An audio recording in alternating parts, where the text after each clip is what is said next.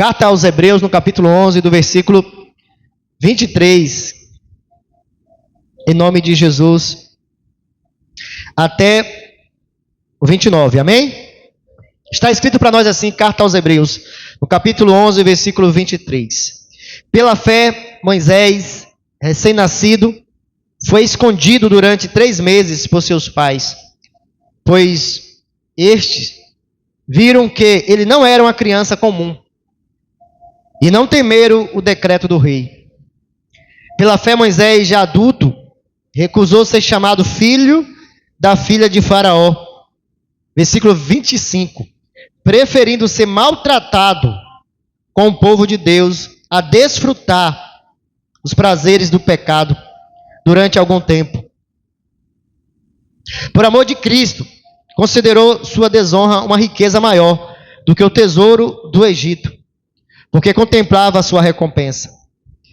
Pela fé, Moisés saiu do Egito, e não temendo a ira do rei, e perseverou, porque via aquele que é invisível. Pela fé celebrou a Páscoa e fez a aspersão do sangue, para que o destruidor não tocasse nos filhos mais velhos, para que o destruidor não tocasse nos filhos mais velhos dos israelitas. Pela fé, o povo atravessou o Mar Vermelho como terra seca. Mas, quando os egípcios tentaram fazê-lo, morreram afogados. Pai, obrigado, Senhor, por esse momento em que nós nos encontramos aqui reunidos como igreja para buscar a Tua presença, para Te adorar, reconhecendo que nada somos sem Ti. Por isso, nesse momento, fala ao nosso coração de forma clara, precisa. Fala aquilo que nós precisamos e não aquilo que nós queremos. Tudo isso nós te pedimos no nome de Jesus. E você diz: amém. Glória a Deus. Amados irmãos, estamos aqui nesse mistério e que Deus, Ele nos proporcionou até a sua volta, que é viver em comunhão, em viver em unidade. Aqui nós estamos em unidade, todos nós estamos em um único propósito, que é buscar a face de Deus. Aqui nós não estamos porque do dízimo, aqui nós não estamos porque da oferta, aqui nós não estamos porque do status, aqui nós não estamos porque do título, aqui nós não estamos porque queremos ser visto, aqui nós não estamos para apresentar a nossa roupa, aqui nós estamos para um único propósito: buscar a face do nosso Deus e adorar em espírito e em verdade. Isso que Deus quis fazer quando enviou Cristo Jesus, nos unir, nos conectar, para que possamos voltar à origem daquilo que nós fomos criados. Viver na presença de Deus, amando e desejando e buscando de todo o coração. Então, quando nós nos reunimos aqui, Deus, Ele traz ao nosso coração mais e mais uma palavra para despertar cada um de nós naquilo que Ele nos chama a viver nesse tempo. E eu quero que o seu coração se abra em nome de Jesus. Por quê? Porque Jesus está voltando e nós precisamos estar alinhados com a vontade de Deus. Não é o quanto manifestamos poderes sobrenaturais que nos habilitamos para entrarmos no reino dos céus, mas sim o viver Jesus. Não é o quanto, irmão, nós manifestamos coisas sobrenaturais neste mundo, ou não é o quanto nós temos de riqueza, de prosperidade, ou não é o quanto nós conseguimos atrair pessoas para olhar para nós, que nos qualifica como homens e mulheres para ter acesso ao reino dos céus. Devemos entender que nós precisamos se preocupar com isso. Muitas pessoas, elas gostam de buscar estar em determinados lugares, em consagração, buscando de Deus poder. Isso é bom, porque é a promessa dele. Para manifestar esse poder, isso é bom, porque revela que existe um Deus poderoso. Mas todas essas pessoas que assim viveram no passado, Jesus exortou.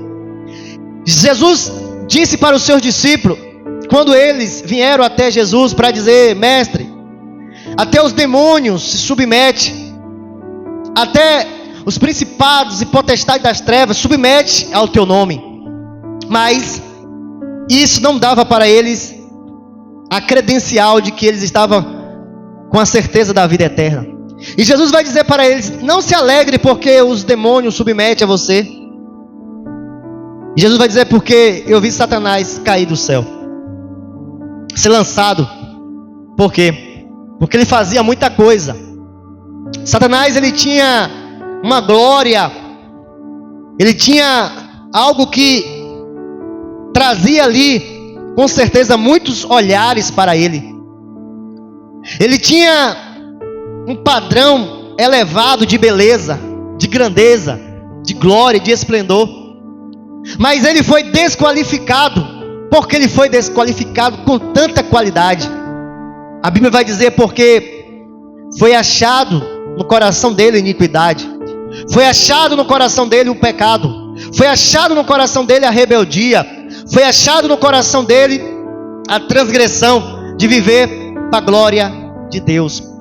Então existem muitas pessoas que manifestam sinais, prodígio, coisas sobrenaturais, mas isso não o qualifica como alguém que está verdadeiramente vivendo uma vida plena que agrada a Deus.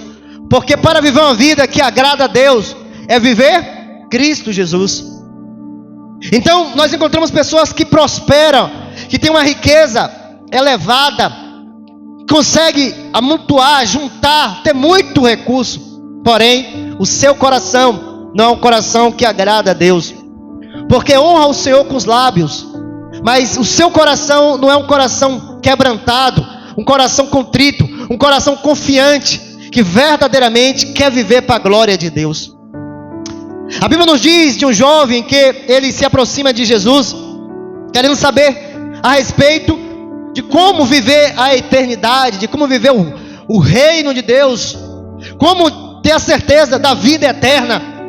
E a Bíblia nos diz que aquele jovem, ele vai até Jesus, mas o seu coração fica nos seus tesouros, o seu coração fica nas suas riquezas, seu coração fica nos seus prazeres, seu coração fica naquilo que lhe satisfaz, e não em Jesus.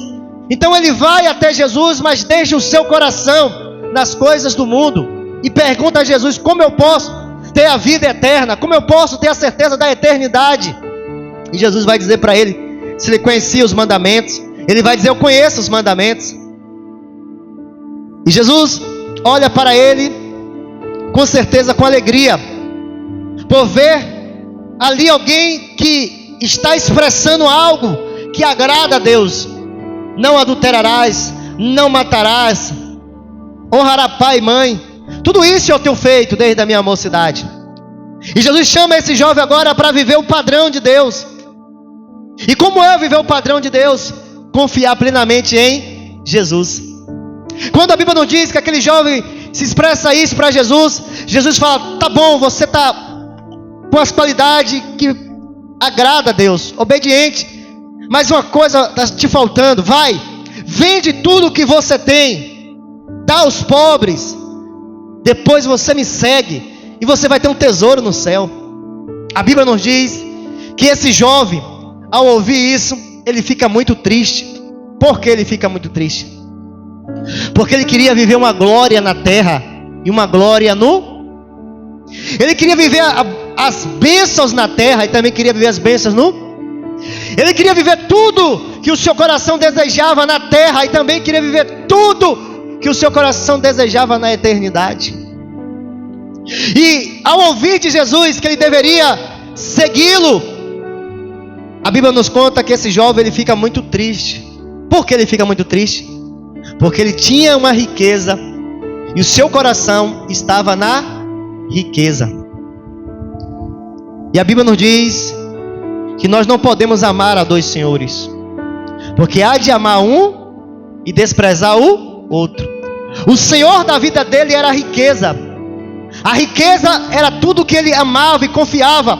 Então olhar para Jesus como seu Senhor e seguir Jesus para viver uma vida que agrada a Deus, esse jovem disse: não, eu prefiro viver com a minha riqueza. Portanto, irmão, Muitos que vivem uma vida de burguesia, uma vida de glória, uma vida de riqueza, Jesus vai dizer claramente para o seu discípulo, para nós em Mateus 19, 23. Então disse Jesus ao seu discípulo: em verdade lhe digo que um rico dificilmente entrará no reino dos céus. E ainda lhe digo que é mais fácil um camelo passar pelo fundo de uma agulha de que um rico entrar no reino dos céus. Por quê? Porque esse jovem, ele não queria viver dependente, na dependência de Jesus. Ele queria viver confiante na sua riqueza. Eu quero que você entenda isso, irmão, porque pessoas acreditam que a prosperidade que ela tem é sinônimo de aceitação no céu, que alguém que é aprovado, ou porque ela ou ele consegue manifestar sinais, também não é uma certeza que a minha vida está sendo uma vida que agrada a Deus.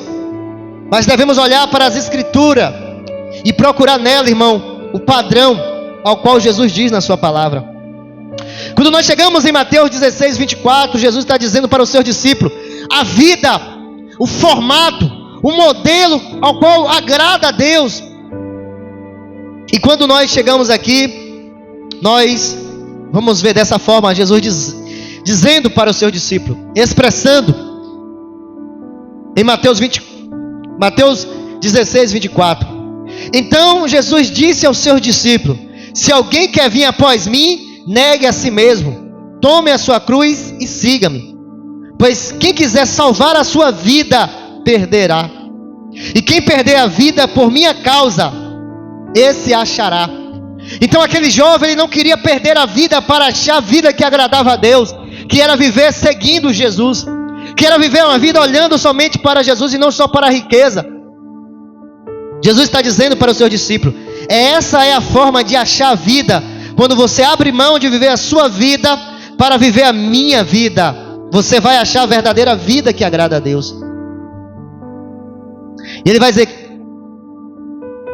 de que adiantará uma pessoa ganhar o mundo inteiro e perder a sua alma?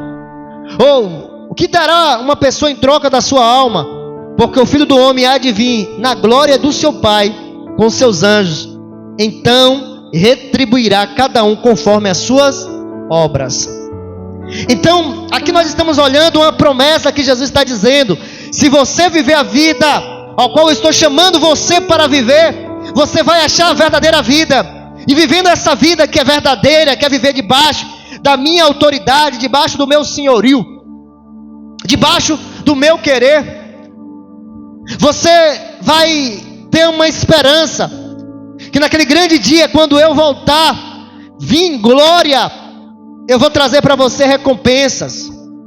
Por isso, irmão, você e eu, nós que estamos aqui, viemos no ambiente para sermos renovados, dizendo: vale a pena passarmos aflições, vale a pena passarmos restrições, vale a pena nós passarmos certas coisas na terra, olhando para o invisível, olhando para aquilo que ainda não está palpável, mas tendo a certeza que virá em glória o nosso Senhor Jesus Cristo, para trazer sobre nós as recompensas, ao qual nós estamos hoje dizendo não para o pecado, não para os prazeres, não para uma vida de rebeldia, para uma vida de iniquidade, para uma vida de prazer, para uma vida de satisfação somente na carne, para viver algo que agrada a Deus. E nós olhamos isso, irmão, em toda a Bíblia. Homens que entenderam: vale a pena ser fiel ao meu Deus. É nos contado de um profeta chamado Micaías. Micaías foi um homem que foi separado por Deus para falar a verdade, viver a verdade, em um cenário em que todos estavam vivendo uma mentira. E esse Micaías é nos contado que ele, por viver a vontade de Deus, ele vivia isolado, ele vivia excluído, ele vivia de uma forma a qual os profetas da atualidade não querem viver. Porque os profetas desse século, eles querem viver debaixo da aceitação, querem viver debaixo do aplauso, quer viver debaixo da admiração do homem, da glória do homem, e abre mão da palavra de Deus e não prega a palavra de forma clara. E é nos contado que Josafá vai encontrar com Acabe, e ali, sendo Josafá genro de Acabe, é nos contado que Acabe chamam para pelejar, para entrar na peleja, na guerra. E é nos contado, irmão, que Josafá, estando ali com o rei, à entrada da cidade de Samaria, começa ali um cenário de mentira, aonde nós encontramos ali em 1 Reis capítulo 22, do 10 em diante. Os reis, os profetas começam a profetizar bênção, que vai dar tudo certo, que vai ter conquista. Ô rei, você vai vencer a peleja, você vai conquistar. Porém, este homem que ali estava era um rebelde, era um idólatra, era alguém mau. Mas é nos contado que os profetas estavam profetizando somente bênção para ele. E é dito para nós dessa forma, que manda chamar então o profeta Micaías, porque o desejo do coração de Josafá era ouvir um profeta de Deus. Tá bom, eu estou ouvindo esses profetas dizer só que vai ter conquista, vitória, prosperidade. Mas esses profetas que aí estão, eles querem aceitação, rei. Ele quer bajulação, ele quer glória sua. Eu quero é que você chame um profeta de Deus. Irmãos, ouça. E no versículo 13 é nos dito dessa forma: o mensageiro que tinha ido chamar Micaías falou dizendo: eis que a palavra dos profetas a uma voz prediz coisa boa ao rei. Portanto, a sua palavra seja como a palavra de um deles. Fale o que é bom. Mas nós encontramos na Bíblia Jesus falar: aquele que quer me seguir deve negar a si mesmo, tomar a sua cruz, tem que me seguir debaixo da minha vontade. Uma vida de sacrifício, uma vida de cruz. Este homem, ele estava sendo levado, tirado da prisão e sendo levado diante dos reis.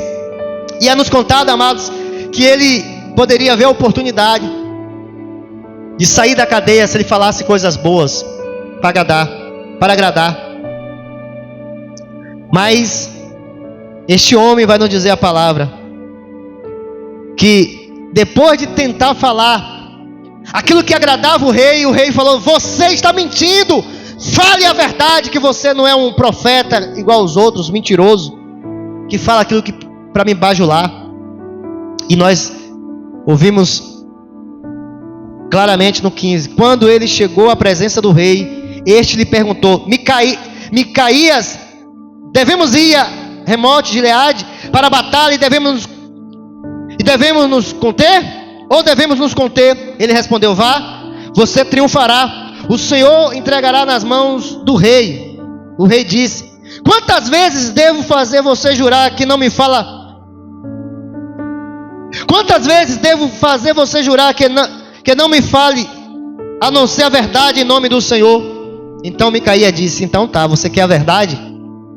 Irmãos, eu quero que nesse momento nós entendamos que o Espírito Santo está ministrando no nosso coração. Nós abrimos a nossa Bíblia em Hebreus capítulo 11, a partir do 23. E quando nós chegamos no versículo 24, é nos contado dessa forma: pela fé, Moisés adulto recusou ser chamado filho da filha do faraó, preferindo ser maltratado com o povo de Deus, a desfrutar os prazeres do pecado durante algum tempo. Então Moisés, ele tinha isso como vida. Eu prefiro não viver no palácio, na bajulação, na aceitação. Eu prefiro isso, viver o desprezo. Eu prefiro isso, viver a dor, viver a humilhação, viver a escassez. Eu prefiro viver isso do que desfrutar um momento de pecado, de prazer neste mundo. Eu prefiro viver a vontade de Deus, a vontade de Cristo. Então esse profeta aqui, ele vai diante do rei Micaías, e ali quando ele vê o rei dizer, então me fale a verdade, jure pelo Senhor, me fale a verdade. Ele: não vou perder a oportunidade. Eu não vou perder a oportunidade de dizer para você, rei, a verdade. E ele vai dizer para nós, no 17: então Micaías disse: vi todo o povo de Israel disperso pelos montes, como ovelhas que não têm pastor. E o Senhor Deus disse: estes não têm dono, que cada um volte em paz para a sua casa. Então o rei de Israel disse a Josafá: eu não disse a você a meu respeito, eu não disse a você que ao meu respeito ele só profetiza. Ele não profetiza o que é bom, mas somente o que é mal?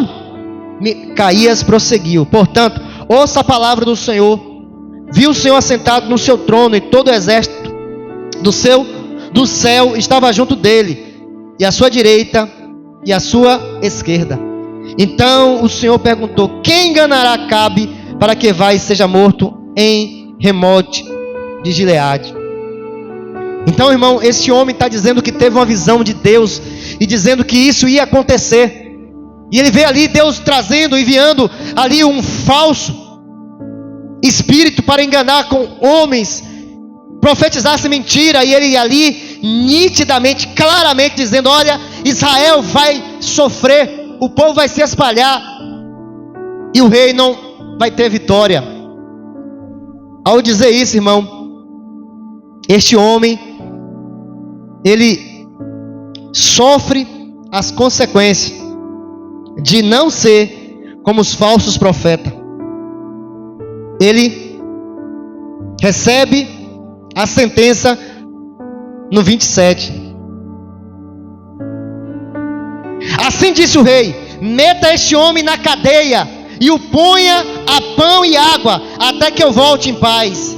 Micaías disse: se o rei voltar em paz, é porque o Senhor não falou por meio de mim. E acrescentou: que todo o povo ouça isso. Então o rei manda prender este homem, viver preso novamente, debaixo de pão e água, sendo ali oprimido, sendo ali rejeitado, sendo ali excluído, sendo ali, irmão, por um breve momento, dolorosamente, vivendo a vida ao qual nós acabamos de ver aqui, Moisés preferindo ser maltratado com o povo de Deus do que desfrutar dos prazeres do pecado durante algum tempo. Como estão entendendo?